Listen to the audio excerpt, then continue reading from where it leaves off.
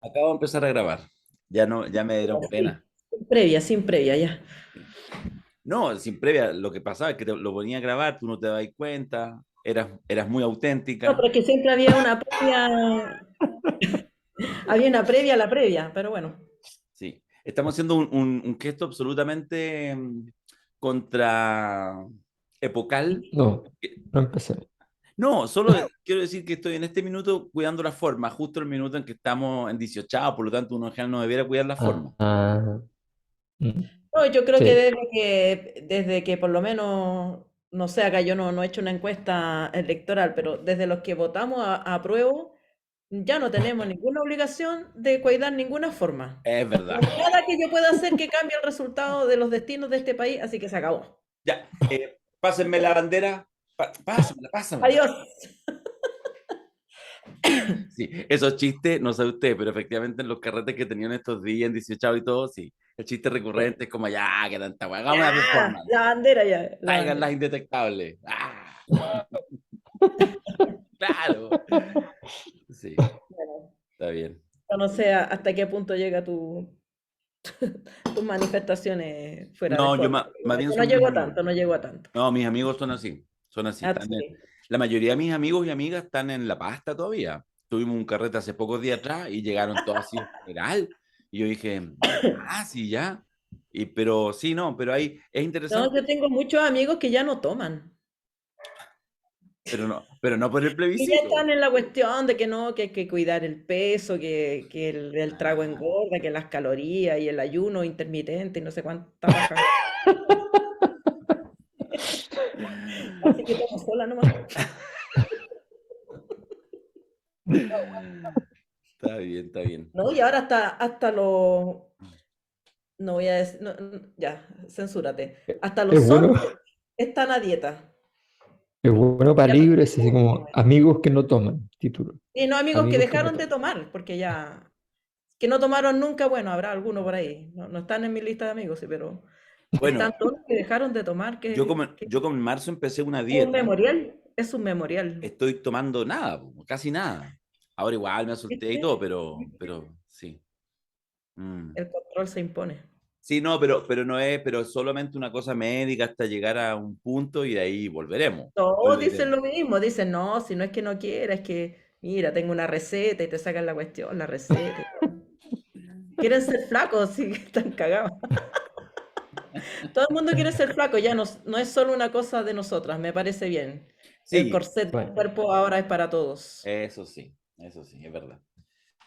Ya, Ya. es ¿algo más? que igual hay que decir que en Chile está muy sancionado decir que no a un trago. Tú decís, no, no, gracias. No, Y sí, te pues no así por como, nada ¿qué? tenemos el título de más alcohólico en el ¿No mundo después tomáis? de Rusia, creo. Sí, sí Yo para tomo, pero serte no franco, yo quiero. para serte franco no confío en nadie que no tome. Eso lo he Me escuchado mil gusta. veces. Bien. Paulsen es de los Grande míos. Paulsen, acabas de entrar a mi lista de mejores amigos. Sí, es verdad. O sea, yo miro con desconfianza a una persona que me dice, no, yo no tomo. ¿Cómo no tomar? No, no tomo. Sí, Ya ahí claro. automáticamente empecé a aprender todo Si tipo al de tiro sensores. dice, llamemos el Uber para el caballero. Oye, sí, el, No, no se puede. No, esa persona se tiene que retirar porque no se puede. Los demás No, no pero pueden es, pero, seguir. pero es como una paranoia. O sea, tú dices, te dicen, oye, ¿quieres tomar algo? Y tú decís, no, pero coyunturalmente. O sea, no quieres tomar ese día o en ese instante. Y te miran así como, ¿qué? No, no, Por si más rato supuesto. voy a tomar. No tomas, ¿cierto? oye, Sí, no, sí pero si tomo. vos soy, perdona, aquí de nosotros cuatro hay uno que es el gallinita para el copete. No, pues, Yo Alberto, totalmente, claro, pues, Alberto, yo como creo que mucho Alberto es menos. el que te va a decir, no, estoy en el ayuno Pero yo por intermitente. eso a veces digo, voy a tomar más rato, porque voy a tomar, me tomo poco, entonces voy a tomar más rato. Si voy a Ah, trabajar en la noche, no tomo, efectivamente. Claro. Ahora, el Entonces, problema con eso es que cuando uno se enferma, nadie cree que está enfermo de verdad, pues todos creen que estáis con caña. Me pasó, me pasó. sí. Sí. Bueno, yo le pregunté antes de empezar este podcast por WhatsApp a Fernando cómo estaban los terremotos. Entonces él dijo que como el terremoto solo Negroni. Entonces yo me preguntaba cómo estarían los Negroni con las empanadas, pero efectivamente no. No. Todo en definitiva cuaja bien. en el lugar donde finalmente descansan todas esas cosas, ahí en el estómago. Todo cuaja bien. Sí, sí, sí. Sí, bueno, si una vez que No, ya con pasó cuidado. la barrera, entra ya. Hay que hacerlo con cierto cuidado al Sí. principio. Perdón mi pero- ignorancia, pero ¿qué es el Negroni? Oh, El Negroni es un trago italiano que tiene eh, Campari, gin, vermouth y una torreja de naranja. Ah, claro, esas son palabras mayores. Eso es como lo que tomaba mi mamá. Claro, Sí, Pero eso. esa pero, cuestión pero como Fernando lo ha popularizado aquí en Chile a niveles así, o sea, es es un una identidad predicador, 1-1. un Negroni es a predicador. Paulsen 1-1. Sí. Eso, Es sí. verdad. Y de No, no, hecho, no voy a negar eso. yo le pregunté una vez a Cari, pero hace años atrás, no sé, hace años atrás, la primera vez que lo escuché en La Clave hablando de los Negroni. Entonces le dije, oye, pero ¿y bueno el Negroni? No, pues si se le gusta al Fernández, es una wea como colonia, me dijo y no le No, gustaba, pero pero la gente lo que también lo pasa, asociaba. lo que Yo, pasa es que yo puedo Milton, desclasificar de aquí, de los cuatro, soy la única que conoce a Macari antes de. Así que Macari no se puede declarar nada de sofisticado, de nada. Ah, no, no, no, eso no, de sí. nada, nada. Además que Piscola Macari, ya es oye, un a nivel. Macari le gusta el Aperol. O sea, entiéndeme, Ahora, pues a mí también me no, gusta ahora el pero porque ya no, somos. pero que a ti te guste el Aperol, vale, pero que Macari se esté tirando, y dice que el Campari es Claro, muy no, fuerte y claro, el Aperol. Yo no creo que tiene, no, no tiene derecho Macari a no, ese. No, no no, tiene. tiene que caminar por la vereda al lado. Macari y Julio César Rodríguez son autores de un mítico reportaje. Mítico. Esto es público, mítico. Esto es Sí, público, sé que no. Un mítico sí. reportaje Sexo a 5 lucas. Así que no, ahí no Después de tomaron eso, ¿Eso es lo Negroni, que cobraban ellos o no? Aperol. ¿Ah? Y ¿Eso es lo que decía, cobraban ellos? observación participante. No, ellos tenían que cobrar para que les hicieran sexo, porque no estaban en condiciones Ya, de ser claro, objeto sí. de. No, nadie hubiera. Trataban, claro, y hacían un concurso feo y salían perdiendo, No, ¿no? No, no. claro, no estaban en ninguna categoría así de. No. Ya. no, Estaban pero en ese el es mercado. Ese mercado sí, no. el del sexo 5 lucas es un clásico. Un Es un clásico. clásico. Sí, Claro. clásico. Ya, Sí. Dabañino, rescata esto. Rescata, sácanos de aquí. Calculan que 4.000 millones de personas vieron parte del funeral de Isabel II. Es decir, casi la mitad del planeta quiso seguir el evento del año. Si hasta alguno propuso que, con tanto éxito, no era mala idea salir de gira mundial con el féretro. Por aquí no hubo tanta audiencia para la parada militar, pero dejó algunas postales como la cara de amargura del general a caballo o esa multitud de 50 patriotas gritándole al presidente. En fin, Gabriel, flanqueado por sus ministras, nieta de Allende una e hija de Toá la otra, también dejan una postal imposible de pasar por alto.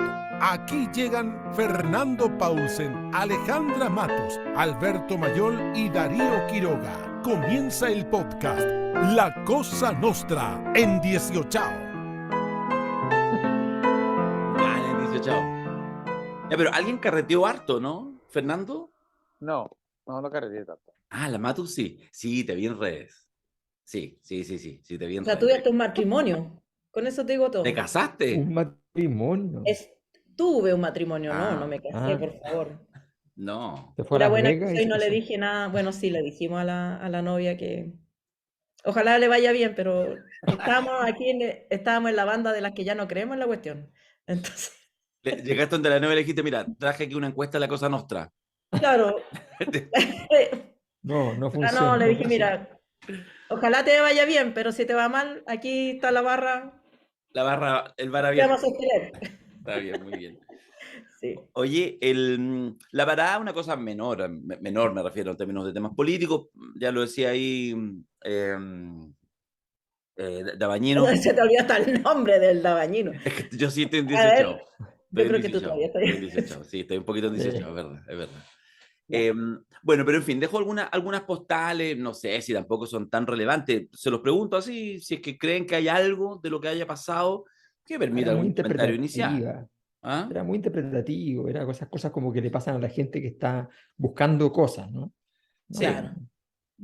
Yo sí puedo decir que desde un punto de vista, no sé, como antropológico, podría ser, que el calorcito del fin de semana, ya tener el resultado cualquiera que fuera del plebiscito, y una perspectiva de futuro donde nadie sabe qué es lo que viene. El carnaval nos vino re bien, encuentro yo, porque nuestras fiestas patrias en realidad son la fecha del carnaval chileno, coincide con las fiestas patrias, pero si no hubiera fiestas patrias yo creo que habría un carnaval a propósito de cualquier otra cosa. Como la fiesta de la primavera de antaño. Todas las culturas tienen un carnaval, o casi todas, bueno, muchas, digamos, muchas culturas tienen un carnaval al inicio de primavera o al término, un poquito Por antes al término del supuesto. invierno, y eso es lo que ocurre, y me parece que esta vez hubo carnaval, porque otros años siempre pasa algo, ¿no? Que hay, o que llueve, o que esto, o que lo otro, que hay, o que hubo pandemia, o que no se podía, o que el aforo. Hubo mucho ánimo festivo, y las fondas, a pesar de los precios, estuvieron repletas. Sí. Y creo que hubo esa faceta que es bien democrática, me parece a mí, de ya, por lo menos en esto nos igualamos, en esto somos iguales, vamos a celebrar, como la canción de Serrat. Y hoy día cada uno a su pobreza y el rico a su riqueza y chao, pero por 4 días tuvimos algo parecido a la felicidad. Está buena, bonita entrada. Y la parada propiamente tal, porque uno tiende a buscar en la parada así el detalle. ¿Parada? ¿Hubo una parada? No. Bueno, De la el parada, detalle de de la ayer parada fue la mirada. Fue la mirada Sí, pero Oye, Parada eso, me pero esa parece cuestión. que también Pues, tuvo esa cuestión fuertemente simbólica, no que maten es al mensajero, ¿eh? no, yo sé que de la parada lo simbólico es que ocurrió, no hubo grandes desaires, uno siempre puede poner el acento en disturbios, pero fueron menores. Hubo también ese espíritu republicano previo al golpe de, la parada, la subsecretaria de Derechos Humanos, víctima de la Armada de Chile, observando a la Armada rindiéndole honor al presidente. Creo que se suma eso a lo de Toá, Maya Fernández. Ya no es ni siquiera noticia, no es como cuando Bachelet fue ministra de Defensa. Hay una nueva generación que es capaz de gobernar y aunque le haya molestado a algunos, efectivamente hay una conducta de subordinación del poder militar al civil que me parece importante. No sirve para nada en este minuto porque no se gobierna con eso, pero es un mínimo republicano democrático que es saludable. fíjate que ayer un amigo mío me mandó un WhatsApp eh, y me dice, encuentro increíble la cara de serio que están los militares cuando pasan frente al podio donde está el presidente, están transmitiendo mensajes no verbales, Fernando, etcétera. Y yo me recordé, fíjate, una conversación con mi papá hace muchos años, yo tenía como 14 años, donde yo, mi papá, viendo una parada militar, de las primeras paradas militares que se veían, le digo, papá, ¿por qué están tan serios lo- los militares cuando pasan? Y mi papá me dice, tienen que pasar serios, me dijo, tienen que pasar serios, y si es que incluso cambian y pasan de una manera así como media jocosa, festiva, después los retan. Es una cosa solemne que pasa seria. Y siempre ha sido seria. Obvio. Claro que tú vas acondicionando tus propias miradas a los momentos políticos, digamos. Y hoy día escuché a muchas personas, la verdad, dicen, oye, qué serio estaban ayer, qué serio. ¿Qué O crees que? sea, me acuerdo de ese mito que inventó Pinochet, de que él Una persona saludó dijo, con hasta una los mano, caballos estaban serios. Hasta los claro, caballos estaban más serios. Dijo. claro, que Allende, Pinochet dijo que había saludado con la mano derecha en vez de la izquierda, no me acuerdo, algo así, Sí. a Fidel Castro. Pero da lo mismo lo que haya pensado en su interior. Él en ese momento actuó como tenía que actuar y los militares actúan como tienen que actuar y se subordinaron, no hicieron ningún acto de desaire como le hicieron a Elwin efectivamente de no pedir permiso para iniciar la parada. Ese fue Claro. un desaire, pero poner cara de serio o de más contento, claro, un poquito ya extremar la interpretación me parece a mí. Alberto, ¿tú no vas a decir nada al respecto? No, estoy Ya, completamente de es Es que que como acuerdo, no nosotros pasa lo nada. ignoramos la semana pasada con el funeral, ahora lo estamos. es Bueno, verdad, está bien. ahora va con cuidado, va con cuidado. Ya. Ah, no, no, no, no, no, Pagado, no, pagado. no. Estamos pagados. Oye, No, no, no. Mi resentimiento tiende a Se te ser nulo. baja. Soy una persona fantástica en ese sentido. No tengo resentimiento. O es sea, cierto, es cierto, yo yo, puedo dar fe de ello. ¿Sabes qué? Lo que yo les comentaba se los hacía malintencionadamente porque hay una cosa que a mí sí me sorprende. Efectivamente, yo creo que no deja, la parada ayer es una parada como todas y no deja nada. Sin embargo, igual se construye, bueno, siempre se construyen incluso noticias en los medios tradicionales, que es impecable, que Gallarda, lo típico que se festinaba antes. Ahora hay otras cosas, un poco lo que también decía Alejandra, es decir, esto que uno podría centrarse incluso en las personas que estaban ahí, y, nieta de Allende, hija de Tomás, en fin, no sé qué, pero en realidad tampoco ya es tan nuevo, porque además hay que decir que efectivamente no será esta una sociedad de castas, así como la India, pero igual tenemos nuestras propias élites que efectivamente también se están reproduciendo, no solo en la derecha, versión primos, sino también en la izquierda, y bueno, es parte así, ni siquiera lo califico. Pero fíjate que hay una cosa que sí me llama la atención como un fenómeno, no que parte este año, sino creciente, a propósito del gesto del general Vial y su seriedad, muy adusto, además con este casco prusiano que siempre se ven horrible, a mi juicio, pero de una cosa de verdad media siniestrosa que yo creo que, bueno, no sé si algún día el ejército lo cambie, eh, porque sí genera en redes sociales una discusión intensa. O sea, sí hay detrás de ese gesto, que eventualmente puede ser efectivamente una seriedad porque estaba enojado o quería mostrarla. No lo sabemos, porque además la parte interesante en este mismo ejemplo es que hay esa otra foto que también la habrán visto, donde no sé si fue al final de la parada o al comienzo de la parada, donde va pasando Boric y lo saluda al general y está cagado la risa, que más parece que es un tipo que tiene mucho humor, según. Entonces, ambas fotografías, la primera, serio, para poner un hecho, mira cómo lo mira, qué bien cómo lo mira el presidente, ahí está el comunista teniéndole miedo, pero amplificado, porque no son grupos chiquititos, tiene un nivel de amplificación gigante. Y después lo otro, ahí salimos todos estaba los, Marinovich claro, de pie, y ¿ah? después salimos Esperando el los, golpe. y después salimos los arbolitos a decir, pero mira, ven, se está cagando la risa. Entonces, las dos, burbuja. Al final no tenemos idea de nada. Un poco esto que siempre planteamos, que en realidad finalmente es pura percepción, pero lo que sí es que sí fue, copó bastante las redes sociales. No fue no sé si fue el tema número uno. Ya, pero además Pero ponte. dime una cosa, Darío. ¿Tú esperabas que pudiera pasar una cosa distinta a la que ocurrió con todo el boom de las redes sociales que hay, más todas las cosas que han ocurrido? No, O sea, yo te digo, cuando tú quieres buscar mensajes significativos en las caras o en lo las que señales queráis, de las personas, los vas a encontrar. obvio.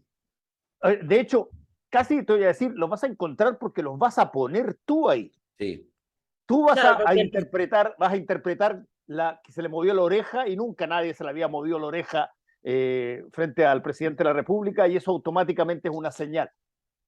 Yo creo que eso habla más de nosotros para hacerte los telespectadores sí, que de los a eso voy. participantes. además que ahora con la tecnología no hay rollo fotográfico, pues antes los fotógrafos tenían que cuidar la toma Sí, porque es se verdad. acababa el rollo. Ahora Ahora, cualquiera, o sea, Está en algún todo. momento lo voy a cachar claro.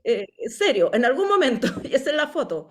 Sí, sí. Pero bueno, solo eso. Digo que en el fondo no deja ser interesante como un fenómeno de época, lo pongo en la parada porque fue ayer, esta cosa justamente de la transformación de noticia, porque fue noticia, eso es lo que quiero decir. Fue noticia algo que no es noticia. Estamos, yo creo, los cuatro de acuerdo en que no es noticia, no tiene ni una importancia, no hubo nada. El general no hizo nada. O sea, no sabemos si quiso ni siquiera hacer algo, pero fue noticia. Y de hecho, fueron dos noticias distintas. Eso a mí, no digo, no estoy O diciendo nada sea, nuevo. de hecho, la cara que tenía era la cara de alguien que está diciendo, ¿qué hago para que no sea interpretable? ¿Qué hago? Claro, la cara más neutra posible. La cara neutra, que obviamente se ve muy, muy serio, Muy entonces, seria, claro. entonces, pero es evidente que no hay nada. Sí. Entonces, no, la verdad es que además, yo creo que una de las cosas buenas, que siempre esta es como la típica, eh, cosa que destacan los argentinos cada vez que hay cambio de mando en su país y los presidentes le entregan el mando al otro y no se van a ver, no falta uno.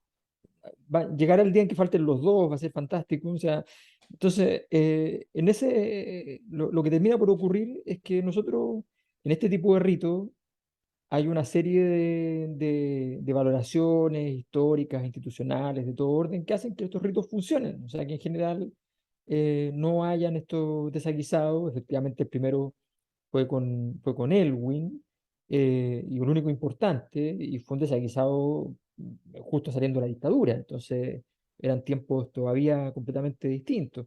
Hoy día Y no era una no hay cara, era nada, y una la verdad, salida de protocolo así evidente, eso es intencional y evidente. tal, claro. Claro, claro. Así que no es que se tocó la nariz, es como, Claro. miren, tocó la nariz. Tal Ya, cual. pero hay algo que sí pasó, aunque nuevamente también alguien podría ningunearlo, pero entremos al debate primero. A ver, El presidente y un embajador. El hecho es chico. Reagéndemelo. Eso es, po. ¿Qué tiene en la tarde? Tengo que recibir las cartas credenciales del embajador de Israel. Está hace tiempo ya acá, pero las tiene la formalidad. Reagéndemelo. No es pequeño, me parece a mí, porque hasta donde yo No. entiendo, el embajador ya estaba en la moneda, ¿o no no? fue así, estaba en la puerta. O sea, Con no su esposa, Entonces fue, fue así. con su esposa. Reagéndemelo. no, fue Fue así. así. Reagéndemelo. ¿Me está Mira, escuchando, presidente? yo creo que todos los presidentes, quizás estoy exagerando, pero para que se entienda mejor lo voy a exagerar bien exageradamente. Yo creo que todas las personas que tienen mucho poder en algún momento dado repiten esa frase de Luis XIV, el Estado soy yo. Y de pronto creen que lo que ellos hagan es algo que efectivamente todo el mundo va a entender como representante del Estado. Y creo que se equivocó el presidente en una cosa de no entender que el Estado es mucho más que el presidente de la República.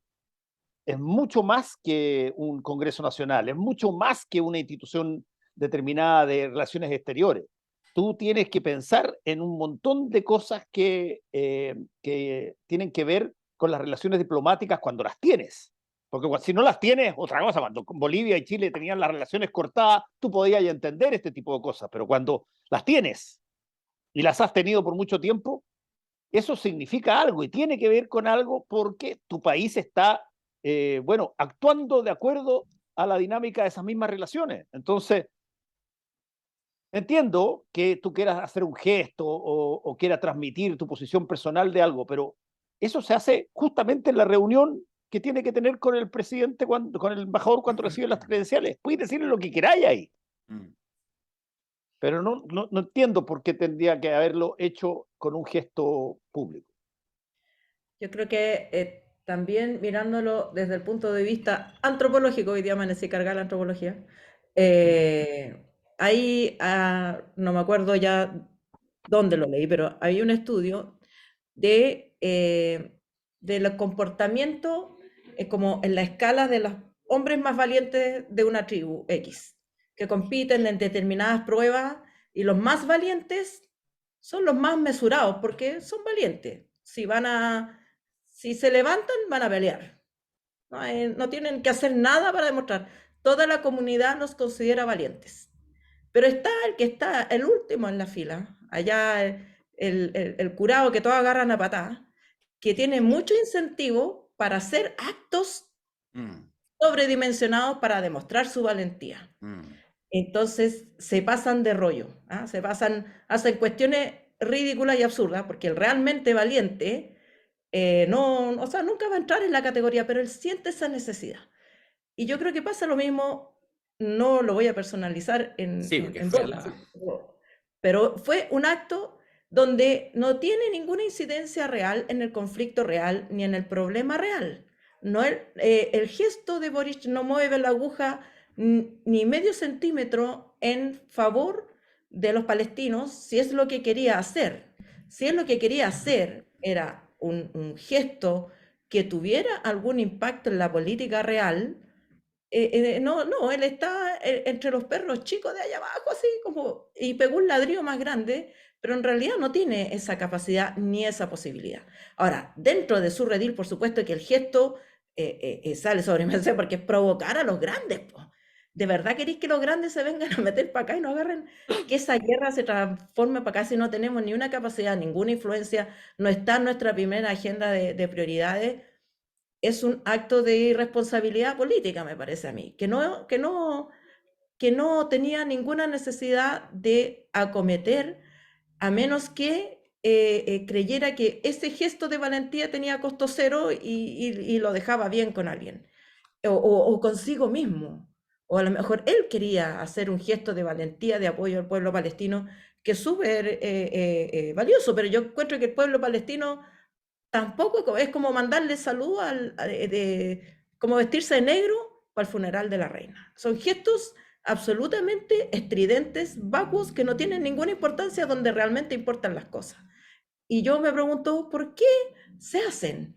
Y me da la impresión de que hay una ausencia de agenda propia, una incapacidad de incidir donde hay que incidir, que lo lleva a hacer estas cosas como entre simbólicas, gestos para la galería, algunos más caros, otros más baratos, bailar bien la cueca, digamos, salvar bien la parada, todo eso es bonito, pero son al final gestos para la galucha de un gobierno que se quedó sin agenda después del plebiscito. Yo tengo ganas de prestarle ropa al presidente. No sé si vais tú primero, Alberto, o voy yo. No, déjame hacerla para que tengáis que salvar los muebles todos juntos. Va a ser Para que difícil. tengáis que a ver cuánto vaya a levantar, No, poquito, cuántos poquito. muebles vaya a lograr No. salvar. Pero algunos salvarás, Algo, algunos sí. algo. Lo que pasa es que, a ver, yo creo que tiene hay una inquietud que tengo respecto a la dimensión política o no del gesto, pero efectivamente desde el punto de vista, a ver, es una estupidez, es una estupidez. ¿Por qué es una estupidez? Primero porque tú en tu posicionamiento ya tienes problemas que tienes que resolver y que no quieres profundizar. Por ejemplo, al Frente Amplio se le ha acusado de superioridad moral, ¿ya? Esto es un gesto de superioridad moral así por todo lo alto, ¿ya? Entonces no te sirve porque tú no quieres eso, supuestamente, supongo que no quieres tener esa connotación dando vueltas sobre ti. En segundo lugar, se te califica normalmente de personas que no tienen experiencia, que son un poco o mucho incompetentes, que no conocen de temas políticos realmente, y esto es una situación que lo único que hace es alimentar eso, porque efectivamente la gente que son funcionarios históricos de los gobiernos, los que trabajan con ellos, los que trabajan en la Cancillería, los que trabajan en las embajadas en todo el mundo, miran con cara de, uff, ¿qué es esto? O sea, no puede ser, ¿ya? Porque obviamente está fuera por completo de las dinámicas habituales. Em, Luego viene el tema de gobierno. Él es jefe de gobierno y en este momento él tiene una agenda. En su tercer párrafo del discurso de Naciones Unidas hoy día, eh, en un párrafo, a mi juicio, muy mal hecho, pero sale a vender Chile. Necesitamos inversión extranjera y tenemos que vender. Y tenemos litio y cobre, vengan para acá y tenemos buenas universidades que podrían hacer algo con eso, ¿ya? Eso es lo que sale a decir. Tú quieres ir a vender, vas a ir a Estados Unidos en 4 o 5 días más a buscar inversionistas con tu ministro de Hacienda y vas a ir a Estados Unidos con un problema con Israel. Ah, A Nueva York. genial, genial, a Nueva York, a la bolsa, vas a ir a la, vas a ir te falta a la bolsa, a Hollywood, ¿ya? Y a las universidades, o sea, ya, genial, o sea, lo máximo.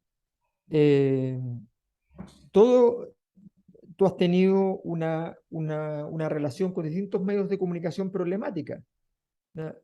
Bueno, quieres tenerla con otros medios más, que no los has tenido, que has tenido buena relación. Este es un gobierno que mantiene buenas relaciones con ese mundo dentro de Estados Unidos, con el mundo del Partido Demócrata, con el mundo del New York Times, en fin, o sea, acababan de tener un reportaje en la revista Time. O sea, ¿tú crees que ese reportaje en la revista Time hubiese salido si es que hubiese sido después de la declaración sobre lo de Israel? O sea, probablemente no sale. Y además eres jefe de Estado. Y si esto lo hace un primer ministro en un gobierno, en un país donde además hay un jefe de Estado que es distinto, incluso uno podría decir, bueno, es un desbarajuste, pero cuando tú eres jefe de Estado hay una siguiente responsabilidad. Además, te garantizas entonces que te timbren con esta situación.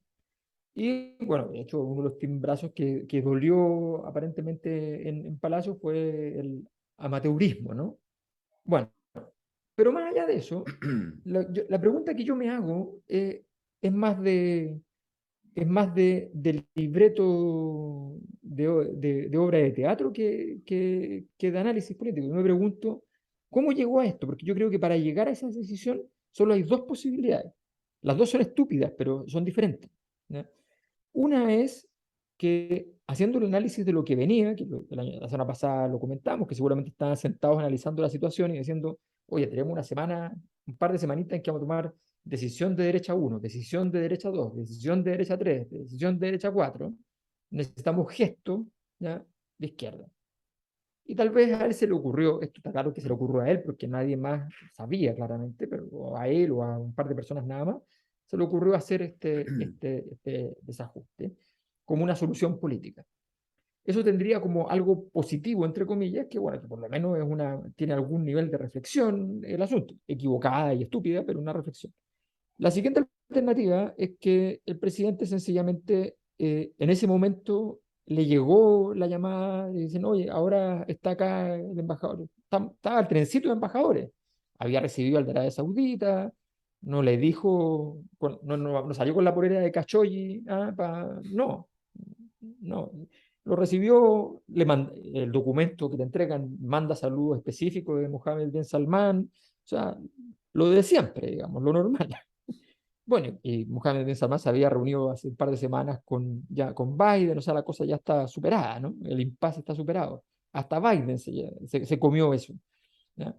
Bueno, y resulta que entonces tú recibes la llamada y te retrotraes a ese viaje que fue un viaje importante en su vida, Muy un viaje importante. loco, ¿ya?, con muchas aristas, ese viaje en Palestina, las cosas que debe haber dicho ahí, las cosas que sintió, qué sé yo, y dijo, no pasarán, ¿ya? Se acabó, yo no recibo las credenciales de Israel, aquí estamos.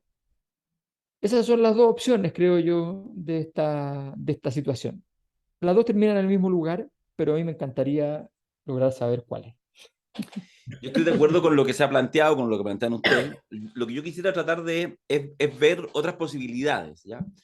Pensando en que también de pronto pueden tener cierta utilidad abrir algunas preguntas. Yo trataba de ordenarlo en términos como de ciertas disyuntivas, que me imagino que tiene que haber tenido Gabriel Boric para poder hacer algo como lo que hizo, porque, perdona, lo que yo quiero defender, más allá de las consecuencias, es de que si haces todo un golpe. O sea, yo quiero defender eso.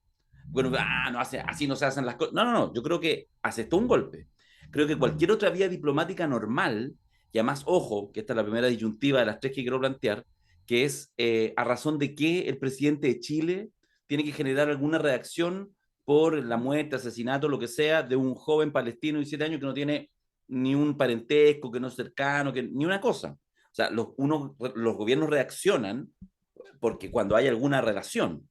Esa es la razón normal. Incluso a veces lo hacen intencionadamente contra ciertos gobiernos que no quieren, pero, comillas, aprovechan que, en realidad este muerto tenía doble nacionalidad o no sé qué, o este que está preso, y entonces reaccionan, como ha pasado con gente en Venezuela que ha estado presa, que eran amigos de un amigo, un chileno, listo, solidaridad con este compatriota. Ya, y está bien. Esto no pasaba acá, por lo tanto yo creo que había una primera disyuntiva, que era en el fondo, ¿lo haces o no lo haces? ¿Vas a hacer algo al respecto? Porque no tiene nada que ver contigo. Como presidente del Estado de Chile no tiene nada que ver contigo que esté habiendo muertos palestinos ahí, más allá del respeto y respeto de los derechos humanos en cualquier parte. La segunda disyuntiva es que si lo haces, ¿cuáles son tus márgenes para maximizar efectividad? Porque yo creo que la posibilidad, por ejemplo, qué sé yo, de enviar una nota, de decirle lo que te decían al embajador en esa reunión, bueno, pero eso, o sea, eso no genera nada. De hecho, no habría salido en ninguna parte, en la prensa nada, no le importa a nadie. Entonces yo creo que ahí hay una disyuntiva donde él toma una decisión. no tengo idea si analizado con expertos o intuitivamente ese día en la mañana. Y ojo, que al menos en Gabriel Boric, ya 6 meses presidente de Chile, 1 año y medio figura relevante de la política chilena, yo empiezo, mira, no se trata de estar de acuerdo o estar en desacuerdo, a entender un modus operandi y que tiene ciertos brillos. O sea, eso es lo que yo quiero al menos poner encima de la mesa. Entonces yo creo que él efectivamente toma la decisión de decir, bueno, voy a hacer algo que tenga impacto. Y hace una jugada inesperada, un poco estúpida, desde el punto de vista formal, no respeta código, y eso tiene consecuencias, estoy perfecto, pero que pega un charchazo, lo pega bien pues. De hecho, pega donde duele. Esa es la única razón por la cual movieron todo. Por de pronto, la embajada se encargó de, en cosa de pocas horas, darle exactamente el encuadre a toda la prensa chilena. Yo estaba sorprendido, esa fue la razón de mis debates en Twitter, donde nos agarramos con Alberto, donde yo de verdad estaba sorprendido. Habían pasado 24 horas y los titulares principales de todos los medios, todos, La Tercera, El Mercurio, Bio Bio, la Cooperativa, no sé, la que encontrarais, titular principal y con encuadre, claro. Bueno, eso es porque te dolió, po. Y por eso me parece que de hecho la embajada hizo un buen trabajo, porque tiene que evitar que eso se empiece a suceder. Israel no tiene problema con que la cosa se mantenga donde se tiene que mantener. Una notita de protesta por aquí, te llamo por acá, lo que sea. Entonces, yo creo que en ese sentido hay un punto. Puede que sea peor, puede que le haga pésimo a Chile, que se pierdan inversiones. Yo no quiero desmerecer nada de lo que se ha planteado. Lo que quiero decir es que creo que hay consistencia. Primero, hay una consistencia bien improbable en política. Tú mencionabas ahí el viaje del 2017-2018 que hizo Boric, que ha sido intenso desde el punto de vista emocional. Lo que vivió, se recuerdan que de hecho tuvieron incluso dificultades con los soldados israelíes. O sea, debe ser bien complejo transitar esa zona.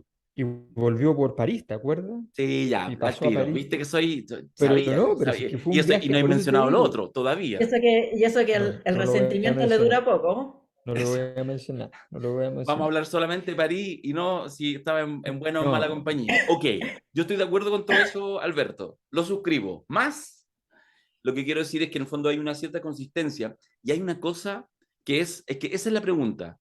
O es estúpida o es novedosa en términos de maneras de involucrarte en este tipo de temas que tienen que ver con principios, con valores, con miradas éticas de mundo. Porque no me cabe ninguna duda que Gabriel Boric no lo hace con ningún cálculo. De hecho, cualquier cálculo es pérdida. El único cálculo positivo podría ser su propio liderazgo, liderazgos de nuevo tipo. Pero lo que yo quiero sencillamente, para cerrar esta idea, plantear que no tenía muchas más alternativas de pegar. El Estado de Chile no tiene nada que ver con lo que pueden ser muertes de cabros palestinos, que vio la oportunidad para pegar. Y la tercera disyuntiva, que es la que no he mencionado, y ahí el escenario es mucho más abierto, cuáles son las consecuencias que esto puede traer. Pero a mí me da la impresión que es un cálculo, que tiene buen cálculo, porque ya está bien que se irritaron, no sé qué, quizás vaya a perder algún negocio que nunca te enteraste que se iba a hacer con algunos inversionistas, qué sé yo, judíos en Nueva York, está bien, todo lo que tú queráis. Pero digamos, no es que nos agarramos con China, ni nos agarramos con Argentina, no. Yo quiero defender que hay una cierta racionalidad en aquel punto. Todo esto parte de la base que lo que hizo Gabriel, lo que hizo el presidente, lo hizo queriendo hacer todo lo que hizo y que no fue un arrebato, eso sería un problema. Pero como eso no lo sabemos, quiero pensar que efectivamente hubo racionalidad. Y si yo miro los hechos, me parecen racionales. Ese es todo mi punto. Fernando, ¿va a hablar del tema o O quiero sea, replicar yo lo de ya dije Darío? algo, dije algo, pero voy a plantearlo desde el punto de vista, si tú quieres, de comunicación estratégica para asociarlo con lo que conversábamos antes del foro. Una de las peores cosas que existen en las comunicaciones estratégicas de los gobiernos es cuando tú tienes que empezar a dar explicaciones a posteriori por cosas que tú no calibraste que podían necesitar una explicación posterior. Los hechos, yo entiendo eso. Cuando tú quieres hacer un gesto, haces un gesto. Y lo quieres y lo plantas y lo haces. Quieres hacerlo, quieres transmitirlo, sabes que tiene consecuencias, acepta las consecuencias. Pero cuando tú haces un gesto y tienes que empezar a desdecirte inmediatamente después y tienes que dar explicaciones y las explicaciones te las acepta la persona que al final en una catarata de situaciones anómalas que tienen otro carácter y que eventualmente no tienen nada que ver con esto, tú lo único que haces es agregaste un condoro más a una seguidilla de condoros. Si eso no lo pensaste, si eso no lo calibraste, si eso no lo calculaste, y fue un poco como dice Alberto, que nació de los impulsos del presidente, ahí sí me empiezo a preocupar. Porque los impulsos de las personas que tienen representación nacional no son, llamémoslo de alguna forma, una propiedad privada que la pueden usar como quieran. Alejandra. Yo te concedo el punto de que hay un gesto racional en hacer un gesto desafiante que sale del típico gesto formal, diplomático, la carta, el contenido, una nota diplomática, pero seguir con los ritos tradicionales, aceptarla, porque además a mí me pasa en términos como humanos que tú no estás humillando al Estado de Israel inmediatamente, tú estás humillando a ese funcionario diplomático, el embajador que está en la moneda. O sea, hay algo que a uno le enseñaron de chiquitita, que lo cortés no quita lo valiente. Sí. Entonces, es un acto estridente, me parece a mí, y que podrías haberlo planeado, efectivamente, pero si lo vas a planear, le hubiera avisado al caballero que no vaya a la moneda. Y haces un anuncio de que no vas a recibir las cartas credenciales, bla, bla, bla, por tal y por tal razón, y pones en escena tu gesto, sin humillar a una persona en particular. Pero más allá de eso, a mí me parece que uno tiene una cuenta corriente para gestos de este tipo, ¿cierto? Uno tiene una gesta corriente para salirse del libreto, porque debe ser bien agobiante para Boric, viniendo de un sector progresista, encima contestatario, llegar al gobierno y haber perdido el plebiscito y más encima tener que decir, pucha, ahora tengo que hacer la política como me la imponen porque es un jefe de Estado y de gobierno con minoría política electoral y minoría o no suficientes votos en el Congreso. Entonces está a contrapelo. Y en ese encuadre, si yo me voy a gastar los porotos en algo, a mí me gustaría, digamos, como base electoral de Boric, que usara los petardos en algo que tenga impacto interno.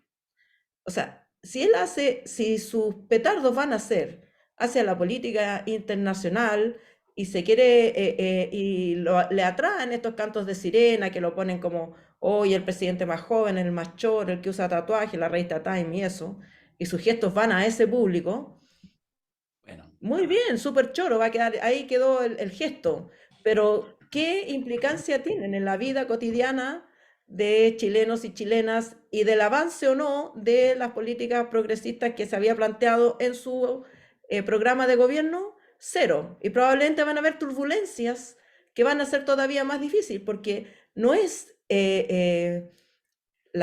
digamos, la agenda israelí no solamente es Israel versus Palestina, está en muchos círculos de poder que son precisamente progresistas, lo que decía Alberto. O sea, entraste con un pie forzado con el New York Times, con Nueva York, y tenés que arreglarte para esa foto o ya, no importa, quedaste mal parado ahí, no te da lo mismo, pero no aporta nada de tu programa de gobierno, de tu agenda política que supuestamente es la que te interesa. Entonces, por eso yo digo, es como el gesto del que quiere hacerse el valiente, va y agarra un tronco más grande y se pone al medio de la plaza y se lo pone al hombro, pero todos los valientes que están ahí saben y se ríen de él porque no va a ganar ninguna batalla, no va a ganar ninguna batalla así.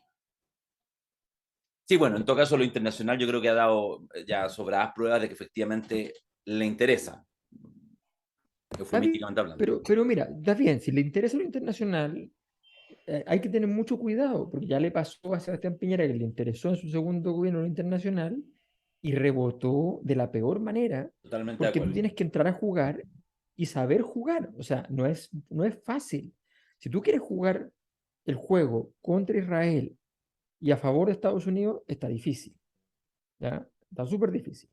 Si tú quieres jugar el juego contra Israel y quieres armar una situación, no es esta la situación, la forma. Efectivamente, tú podrías haberlo recibido, haberle dicho, mire, me gustaría, es posible que me preparen un informe respecto a la situación de la muerte de este adolescente, porque la verdad es que lo que aparece en prensa es que hay responsabilidad del gobierno, quisiera saberlo, que, cuál es al menos el informe de ustedes, ¿ya? Le voy a pedir también a las autoridades palestinas, que aunque no están reconocidas, qué sé yo, bueno, vamos a pedir también. Entonces le planteas el problema y construyes una escena en el tiempo, ¿no? En el tiempo donde tú decides en qué momento lo transformas en algo público. Pero estas cosas del juego corto, ¿ya? El juego que tiene mucho que ver probablemente con la línea de crédito que siente el gobierno sobre sí mismo. Pero si tú mismo te acortas la línea de crédito porque te sientes en problema, lo más probable es que sencillamente tus acciones no tengan el peso que tú quieres que tengan. Entonces está difícil, porque además viene la siguiente pregunta que se ha planteado. Ya planteó una vez el gobierno que, entre comillas, podía llegarse a evaluar a quién se les vendían insumos de acuerdo a las condiciones democráticas y de derechos humanos en cada país. Chuta, ya está difícil eso. Está difícil porque además el mundo está no cada vez más democrático, cada vez menos democrático, ¿no? Y los compradores importantes de Chile no son precisamente los países más democráticos del mundo en muchas cosas. Entonces, a ver, ¿de verdad tú crees que la gente en Chile te va a decir qué maravilla de gesto haber hecho eso? ¿Ah? Pero cerramos Antofagasta y toda la zona de minas ahí, pero no importa, pero hicimos el gesto político que nadie lo ha hecho nunca. Lo más probable es que no. Entonces hay que tener cuidado porque uno ya está planteando cosas. Y yo insisto, tú no, esto pasa mucho en los sectores de izquierda, pasa mucho, que es como, no, voy a ser pragmático, voy a ser pragmático. Hacen 3 días de pragmatismo y al cuarto día ya no dan más. Dicen, no, no puede ser, tengo que dar una señal. Y con esa señal mataste todo el pragmatismo los 3 días y además es incoherente. Construye un camino que sea coherente. Ya lo dijimos el otro día, hay que dejar de pensar que la política se hace con promedios. Cuando uno es oposición, uno entonces un día es súper de izquierda y el otro día es amable con el gobierno y juega al juego del policía bueno y el policía malo. Los gobiernos tienen que tener una línea de trabajo bastante equilibrada. La calle no puede ser muy ancha. Y en ese sentido te vas a mover un poquito para un lado, un poquito para el otro, pero un poquito.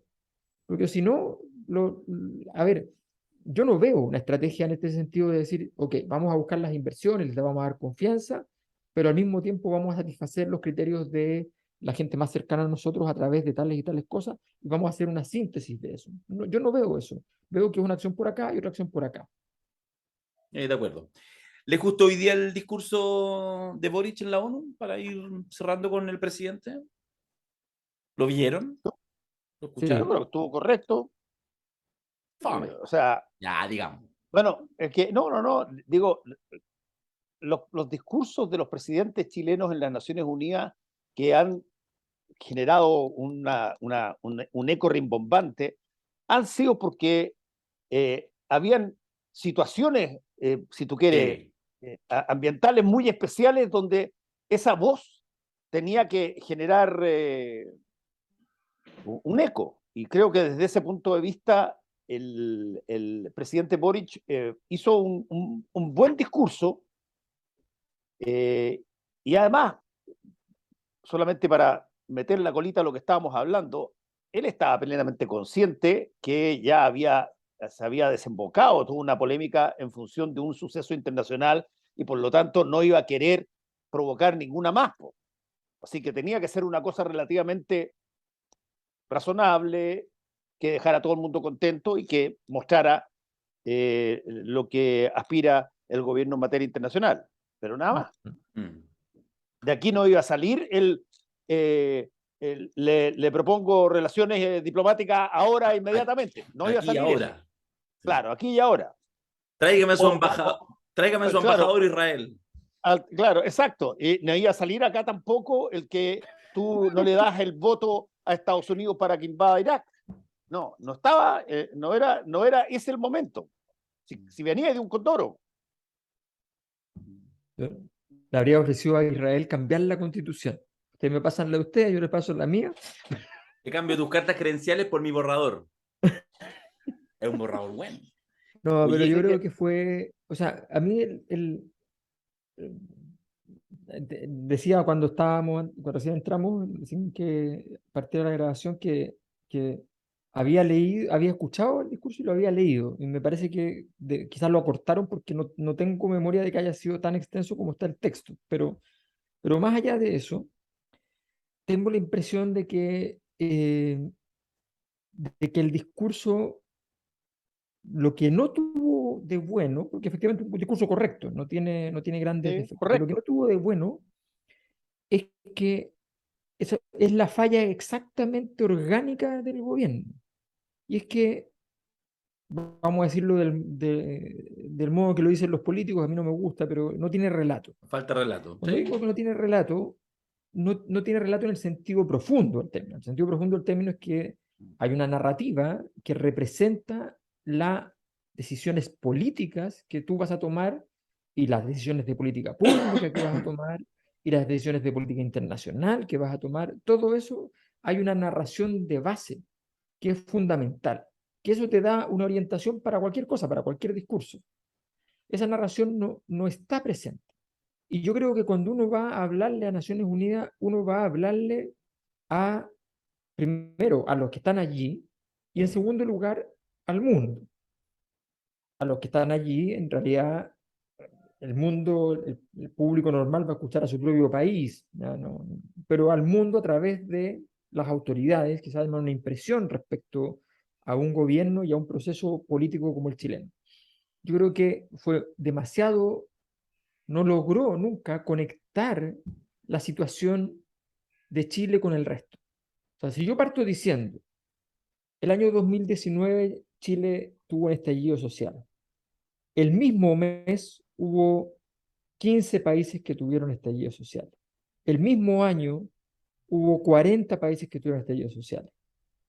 En los 15 meses anteriores y en los 15 meses posteriores suman 65 países los que tuvieron estallidos sociales. Suman los países, un tercio de los países de Naciones Unidas. Nos pasó a muchas personas y no es ninguna excusa. Tenemos un problema global que tenemos que resolver. Tú partes con eso y le estás hablando a todos, ¿no? Lo primero de un discurso es que le habla a un público y que quieres que el público te escuche. Si cognitivamente tu público deja de escucharte inmediatamente, ya no tiene gracia, no da lo mismo lo que digas después, no vas a conquistar el público. Esta es la, la ley de los artistas, de escenario, los humoristas, ¿ya? La La cosa entrada es clara nostra. y, tienes, y hay que conectar. Entonces, bueno, yo creo que en ese sentido el discurso carece de lo que carece el gobierno y yo creo que el gobierno tiene que tomar la decisión de buscarlo. O sea, ¿cómo tú resuelves la antinomia de estar enfrentado a un discurso contra los 30 años con principales figuras tuyas vinculadas a los 30 años? Tienes que resolverlo discursivamente y se puede resolver discursivamente y se puede Estoy lograr de acuerdo. Estoy de acuerdo. Fíjate que a mí me recordó un profesor en Harvard es muy bien famoso, se llama Marshall Gans, que él es una persona que creó toda una teoría detrás del concepto del relato. Y él planteaba que cuando tú vas a ir a contar una cosa en un lugar, tienes que preocuparte de las tres cosas más importantes. Una es la historia mía. Una es la historia de nosotros y la otra es la historia de la hora. Una que cómo llegué a donde estoy o donde estamos, cómo llegamos nosotros, quiénes somos y todo lo demás. Y después es en qué estamos ahora y qué queremos para mañana. Esas tres cosas tienen que estar así y tienen que estar de una manera hilvanada. Y desde el punto de vista del discurso del presidente Boric fue bastante acotado a eso. Hizo lo correcto. Pero claro, ¿hubiese cambiado las cosas, la manera de percibirlo antes o después de este gap con el embajador? ¿Habría sido distinto? ¿Habría sido más, si tú quieres, potente el discurso? Porque dijo cosas bien interesantes el presidente, pero estaba matizado, disminuido de entrada por una situación internacional. Entonces, ahí es donde yo digo, chuta, cuidado. Doña Alejandra. Yo creo que Boric, o sea, hubo muchas referencias al discurso de Allende de 1972 en la ONU, pero yo creo que la gente está pensando en el otro discurso, en el de México, no en este, porque el de Allende de 1972, que fue el que yo fui a leer para hacer la comparación, no es el discurso épico de Allende, no No, fue fome. es un discurso relativamente fome en Salvo la términos, entrada. pero es una entrada muy pequeñita Sí, que no pues es vengo de tampoco es épica. Chile. Sí. No, no es esa, es que no es No la, es ese. no es la histórica. No es la No, histórica. ¿Es el de la No, UNAM? No es tiene el de razón la la UNAM. Alejandra. Exacto. Este es una entrada bien anodina, bien Sí. fome, cuyo contenido es básicamente un discurso económico y se va a quejar Allende de la AT&T, de la Copper Companies, se está quejando de cómo el imperio interviene en política interna. Pero más allá de eso, dicho esto, me parece que hay también algo distinto entre Boric y Allende. Es que Allende, como sabemos, obtuvo 1/3 de los votos, fue electo por las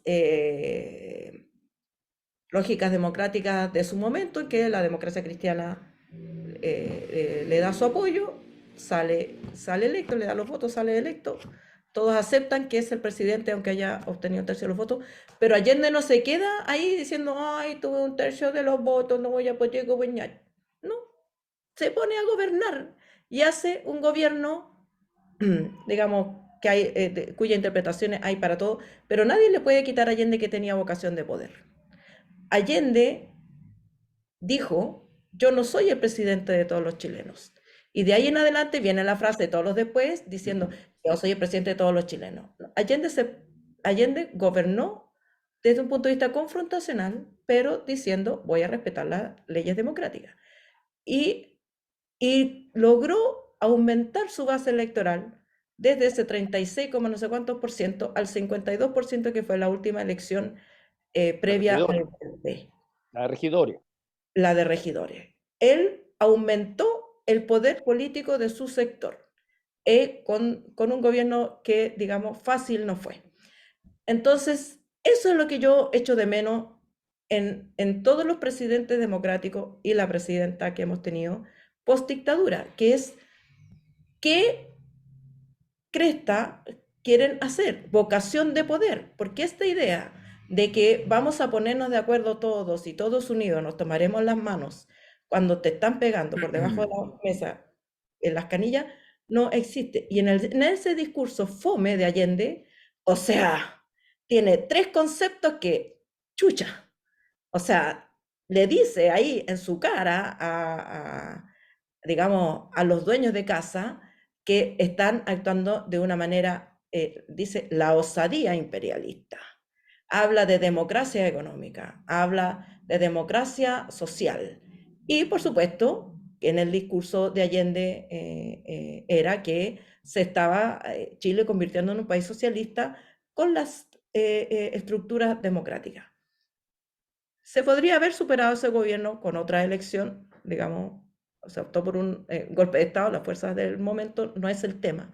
Pero el tema para mí es que un presidente que tiene claro qué es lo que está haciendo, es lo que tiene que hacer mientras esté en el gobierno, tiene que, digamos, ver qué fuerzas tiene, planificar, hacer sus tácticas, etcétera, pero con un programa. Y yo lo que veo aquí es que, como se perdió el plebiscito, como parece que no hay fuerza política en el Congreso, se está tratando de armar sobre la marcha una supuesta coalición neo-mayoría plus ex concertación, plus lo que haya, sin horizonte, entonces, claro que vamos a tener destellos de cosas que le gustan a un sector, destellos de cosas que le gustan a otro sector, pero ¿para dónde vamos?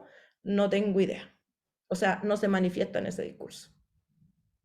Sí, bueno, yo creo que ahí la Ale hace referencia a un tema de fondo que hemos planteado y que vamos a seguir planteando. Y de hecho ya Es voy que a no hacer podéis tener relatos si no lo tenéis. tal cual. ¿Qué relato Bueno, vas a hacer? vamos, mira, vamos de inmediato, casi de inmediato, a pasar a una reconfiguración que eventualmente podría hacer algún cambio, me refiero al segundo piso. Pero antes de eso, solo como un último agregado para analizar el discurso de Gabriel Boric hoy, que efectivamente yo lo encontré medio fome, que más como muy centrado en política interna, por lo tanto yo creo que efectivamente no calentó los que tenía que calentar, entendiendo además que estos discursos no tienen una importancia más allá de eventualmente construir algún cierto pilar estratégico, como me parece, ligándolo con la reflexión que ustedes hacen, que le falta ese pilar estratégico al gobierno, evidentemente no tiene cómo salir, no tendría cómo salir, más allá de ciertas evocaciones que le salen muy natural a Gabriel, como de lo nuevo, efectivamente. Y hay algo ahí en eso, pero que también termina siendo a veces un sonsonete medio molestoso.